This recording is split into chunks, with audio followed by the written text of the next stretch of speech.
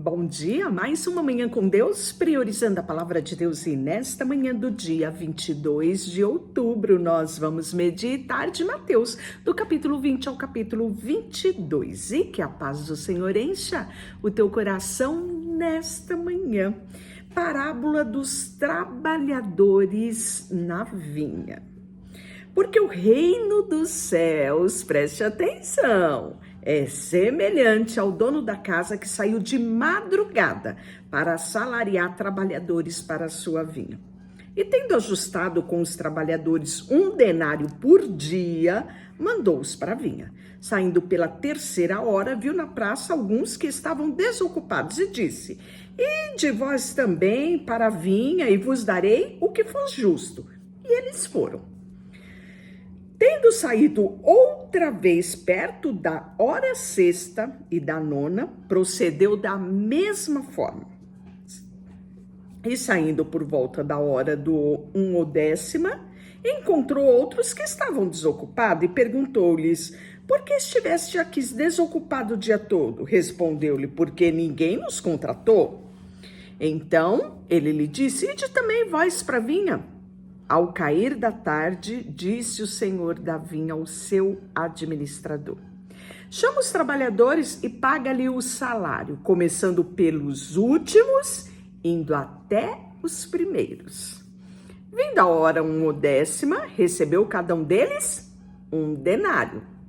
Ao chegarem os primeiros, pensaram que receberiam mais, porém também estes receberam 1 denário. Mas tendo recebido, eles murmuraram contra o dono da casa, dizendo: Estes últimos trabalharam apenas 1 hora. Contudo, igualaste a nós que suportamos a fadiga do calor do dia inteiro. Mas o proprietário respondeu e disse a eles: Amigo, não te faço injustiça. Não combinaste comigo 1 denário? Toma o que é teu e vai-te, pois quero dar a este último tanto quanto te dei. Porventura não é lícito fazer o que eu quero com o que é meu? Ou são maus aos teus olhos porque eu sou bom? Assim, os últimos serão os primeiros e os primeiros serão os últimos, porque muitos são chamados, mas poucos escolhidos. Gente, se fosse você aqui, esse trabalhador de um dia inteiro, como você se comportaria nessa situação? Esse é o padrão de Deus. E quantas vezes medimos as coisas com padrão terreno, com padrão da terra, não aceitamos aquele que pede perdão, não aceitamos o arrependimento das pessoas. Começamos a medir elas pelo que elas fizeram, o que elas aprontaram. Isso nos cabe muita reflexão no dia de hoje. Jesus ainda outra vez prediz a sua morte e a ressurreição. Estando Jesus a subir a Jerusalém, chamou à parte os 12 e no caminho lhe disse: Eis que subimos para Jerusalém, e o Filho do Homem será entregue aos principais sacerdotes e aos escribas. Eles o condenarão à morte. E entregando aos gentios será escarnecido, açoitado, crucificado, mas no 3º dia ressurgirá. E aí chegou a ele a mulher de Zebedeu, com os seus filhos. Adorando-o, pediu um favor. Perguntou-lhe ele: O que queres? E ela respondeu: Manda que no teu reino estes meus 2 filhos, um sente à direita e outro sente à esquerda. Mas Jesus respondeu: Não sabeis o que pedis, pois podeis vós beber o cálice que eu estou para beber? Respondeu-lhe: Podemos. Então lhe disse: Bebereis o meu cálice, mas não assentar-se-á à minha direita ou à minha esquerda, porque não me compete concedê-lo. Porém, para aqueles que está preparado pelo meu Pai. Ora, ouvindo isso, os 10 discípulos se indignaram contra os dois irmãos. Então Jesus, chamando, disse: sabeis que os governadores dos povos os dominem e que a maioria exerce autoridade sobre eles? Não é assim entre vós? Pelo contrário, quem quiser tornar-se grande entre vós, será esse o que sirva. E quem quiser ser o primeiro dentre vós, será vosso servo. Tal como o Filho do Homem, que não veio para ser servido, mas para servir e dar sua vida em resgate de muitos. Cura de 2 cegos de Jericó. Saindo ele de Jericó, uma grande multidão acompanhava, e eis que 2 cegos assentavam-se à beira do caminho. Tendo ouvido Jesus passar, clamaram: Senhor, Filho de Davi, tem compaixão de nós. Mas a multidão repreendira para que ele se calasse. Eles, porém, gritavam cada vez mais: Senhor, Filho de Davi, tem misericórdia de nós. Então, parando Jesus, chamou e perguntou: o que queres que eu te faça? Respondeu: Senhor, que nos abra os olhos. Condoído, Jesus tocou-lhe os olhos e imediatamente recuperaram a vista e o seguiram. Capítulo 21, entrada triunfal de Jesus em Jerusalém. Aqui, o fundamento do domingo de Ramos, celebrado pela Igreja Católica. Quando se aproximava de Jerusalém, chegaram a Betfagé, o Monte das Oliveiras. E enviou Jesus 2 discípulos a dizer: ide à aldeia que está diante de vós, e logo achareis presa uma jumenta, com ela um jumentinho, desprende-a e traz. E se alguém disser alguma coisa, respondeu-lhe: o Senhor precisa deles, e logo os enviará. Ora, isso aconteceu para que se cumprisse o que foi dito pelo profeta. Dizei à filha de Sião: eis aí o que te vem o rei, humilde, montado num jumento, numa jumentinho, cria de um animal de carga. Sabe quem profetizou isso? Zacarias, o profeta menor, isso mesmo. Está lá em Zacarias 9:9. Indo os discípulos, e tendo feito como Jesus lhe ordenara, trouxeram-lhe o jumento, o jumentinho, então puseram em cima deles as suas vestes, sobre elas Jesus montou. E a maior parte da multidão estendeu suas vestes pelo caminho.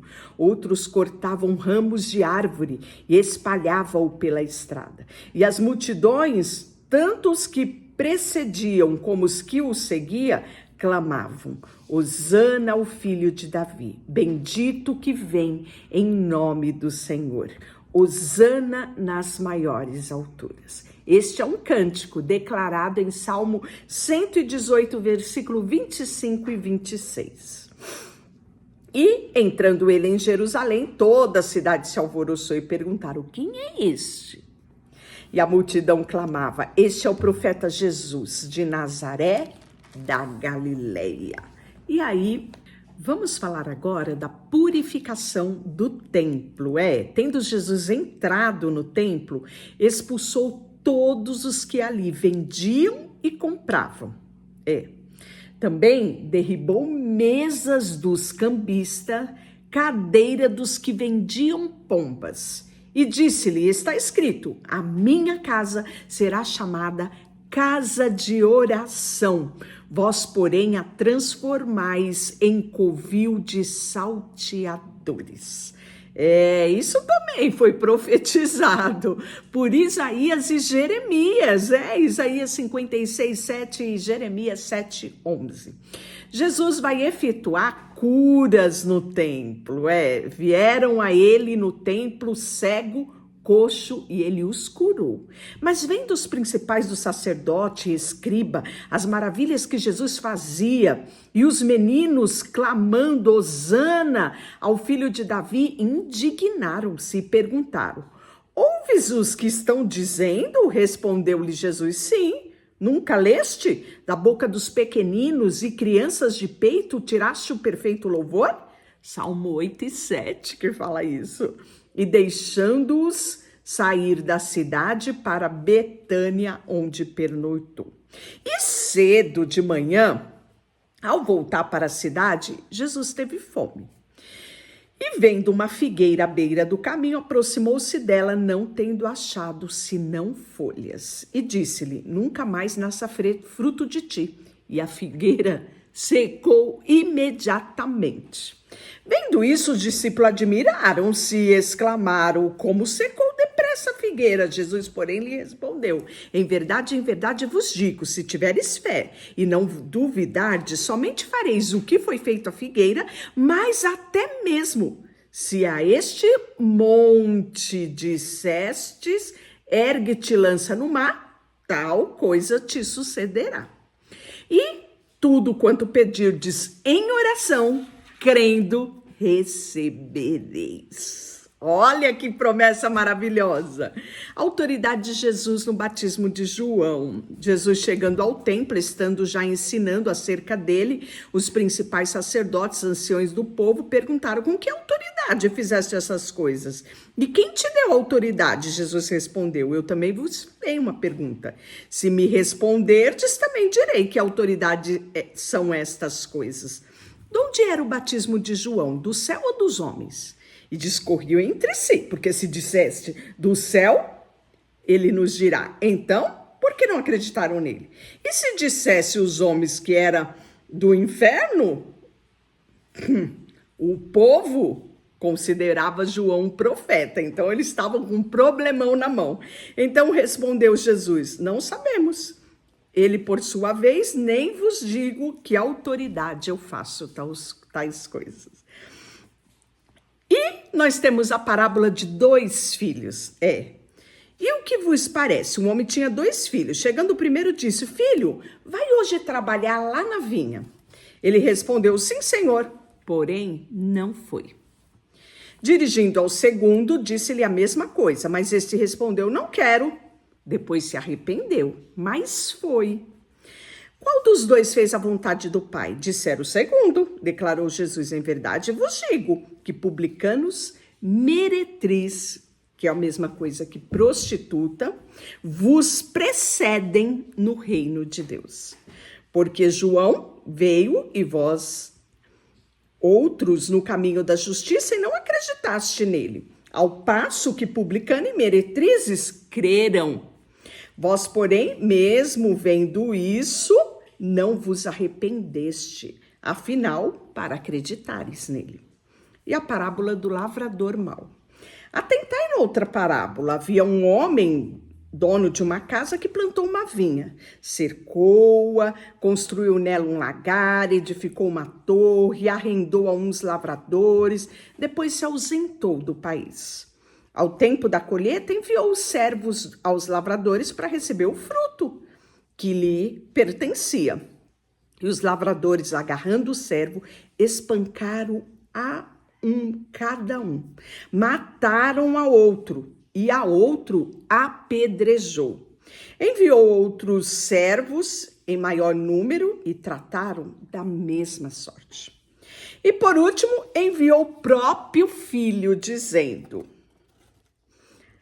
ao meu filho respeitarão. Mas os lavradores, vendo o filho, disseram entre si: este é o herdeiro, ora, vamos, matemo-nos e apoderamo-nos da sua herança. E agarrando, lançaram fora da vinha e o mataram. Quando, pois, vier o senhor da vinha, o que fará aqueles lavradores? Responderam: fará perecer horrivelmente esses malvados e arrendará a vinha a outros lavradores, que lhe remetam os frutos ao seu devido tempo. E perguntou Jesus: nunca lestes as escrituras?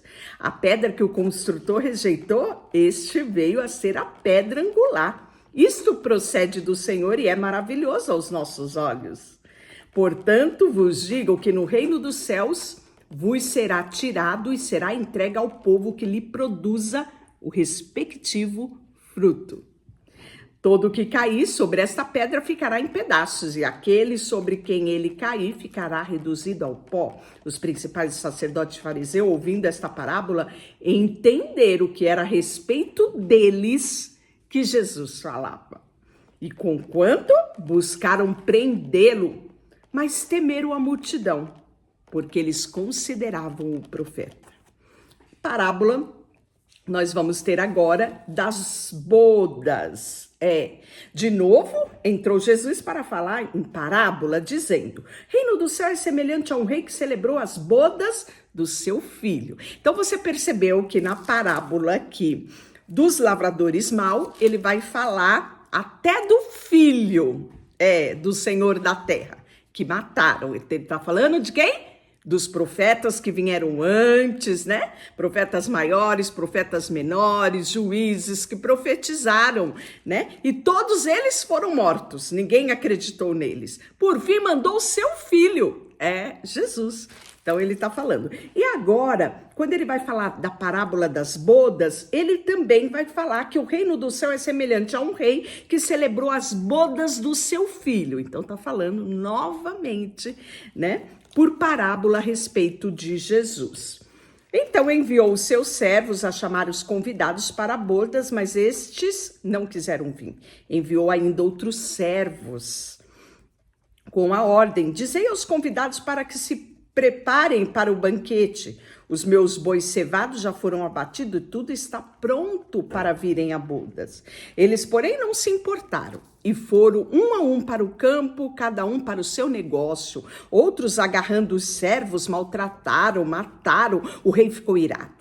Enviou suas tropas, terminou os assassinos e lhe incendiou a cidade. Então disse ao seu servo: está pronta a festa, mas os convidados não eram dignos. E depois as encruzilhadas, os caminhos, e convidai para as bodas a quantos encontrardes. E saindo aqueles servos pela estrada, reuniram todos os que encontravam, maus, bons, e na sala do banquete ficou repleta de convidados. Olha que coisa mais linda. Gente, essa parábola ela é tão significativa, né? A gente vê lá na Apocalipse 19:7, as bodas do Cordeiro. Depois você lê lá. E é tão maravilhoso porque você vê aqui o filho do rei Jesus, né? Um casamento preparado, os convidados, que ele está falando de Israel, não estavam prontos, não quiseram, cada um cuidou do seu negócio e ele manda, né, o servo dele procurar quem quisesse vir. Está falando de mim e de você. Aqui, os servos falam da figura do Espírito Santo, que convence o homem do pecado, da justiça e do juízo. Que coisa mais maravilhosa, não é? Mas, entrando, porém, o rei, para ver os que estavam à mesa, notou ali um homem que não trazia vestes nupcial. Sabe o que quer dizer isso? Todo mundo que entrasse na presença do rei, principalmente, né, numa bodas, tinha que estar vestido de uma forma adequada para a ocasião. E mesmo que a pessoa não tivesse condições, era oferecido pelo próprio palácio vestes adequadas para a pessoa usar. Possivelmente, essa pessoa, este homem, não estava portando as vestes nupciais, vestes próprias para a ocasião, porque não se submeteu à regra, não se submeteu, né, ao protocolo. Gente, Jesus não é do jeito que a gente quer. É da forma dele. Nós precisamos obedecê-lo. Então essa parábola aqui, ela é surpreendente de nos ensinar realmente o que é o reino dos céus. E aí nós vamos ver que ele perguntou: amigo, como entraste aqui sem veste nupcial? E ele emudeceu. Então ordenou Sé aos serventes: amarrai os pés, as mãos, lançai-o para fora nas trevas, e ali haverá choro e ranger de dentes. Porque muitos são chamados, mas poucos escolhidos. Jesus morreu na cruz para que todos fossem salvos. Mas todos serão salvos? Não. Porque para ser salvo, você precisa não só aceitar o sacrifício de Jesus, mas segui-lo. E isso requer renúncias da nossa parte, né? Então, você percebe aqui quão maravilhosa é essa parábola das bodas, né? Depois nós vamos ver a questão do tributo, que é dar a César o que é de César. Jesus deixou isto muito claro, nos falando, né? Que precisamos sim nos submeter às autoridades aqui na terra, né? Jesus fala a respeito disso. Os saduceus vão querer falar com Jesus a respeito da ressurreição, porque era uma polêmica naquela época, e eles queriam sim, esses grupos de religiosos, saduceus, os fariseus, sempre queriam pegar Jesus, armavam, né? Sempre para pegar Jesus em contradição, para incriminá-lo, e vão até o mestre, né? E eles falam: mestre, Moisés disse, se alguém morrer, não tendo filho, seu irmão casará com a viúva e suscitará a descendência do falecido. Lei mosaica, Deuteronômio 25:5. Ora, havia entre nós 7 irmãos. O primeiro, tendo casado, morreu, sem descendência. Deixou a mulher para o seu irmão. O mesmo sucedeu com o segundo, com o terceiro, até chegar ao 7º, gente. Portanto, na ressurreição, porque todos eles morreram, na ressurreição, de qual 7 será aquela esposa? Porque todos a desposaram. E respondeu Jesus: errais em não conhecer as Escrituras e nem o poder de Deus, porque na ressurreição nem casa, nem se dá em casamento. Assim, porém, serão como os anjos do céu. Né? Que coisa maravilhosa. E quanto à ressurreição dos mortos, não tendo lido o que Deus vos declarou, eu sou o Deus de Abraão, o Deus de Isaque e o Deus de Jacó? E ele não é Deus dos mortos, e sim dos vivos. Ouvindo isso, a multidão se maravilhou com a sua doutrina, né? E Jesus vai dar um grande mandamento. Qual é o grande mandamento da lei? Eles perguntam a Jesus, né? E Jesus responde: amarás o Senhor teu Deus de todo o teu coração, de toda a tua alma e de todo o teu entendimento. Deuteronômio 6:5. Eu costumo dizer que para você não esquecer essa regra, nós lembramos do café. Então você ama a Deus com o C do café. Todo o teu coração. Com A, com toda a tua alma. O F com toda a tua força e o E com todo o teu entendimento. Então, quando você esquecer essa regra, você lembra do cafezinho. E aí você pega as letras e você é desse jeito que Deus quer que nós o amemos, né? E este é o grande segundo mandamento. Então, o primeiro é amar a Deus com as letras do café, né? Com essa intensidade. O segundo mandamento é semelhante a este: amar o teu próximo como a ti mesmo. Desses 2 mandamentos depende toda a lei e profetas, né? E reunidos os fariseus, interrogaram Jesus: que pensais vós do Cristo? De que filho? Responderam-se eles: de Davi. Replicou-lhe Jesus: como, pois, Davi, pelo Espírito, chama-lhe dizendo: disse o Senhor ao meu Senhor: assenta-te à minha direita até que eu ponha os teus inimigos debaixo dos teus pés? Isso está declarado em Salmo 110:1. Se Davi, pois, se chama Senhor, como é o seu filho?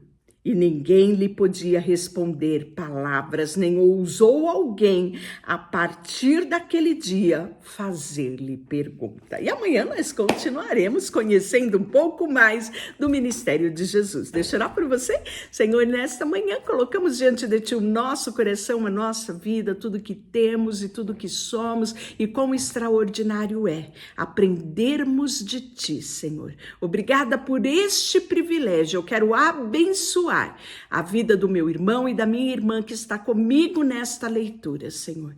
Que o Senhor nos encha de fé e de coragem para prosseguirmos em Te conhecer. Em nome de Jesus, amém. Deus te abençoe. Não esqueça, curtir, compartilhar e se inscrever aqui nesse canal. Deus te abençoe.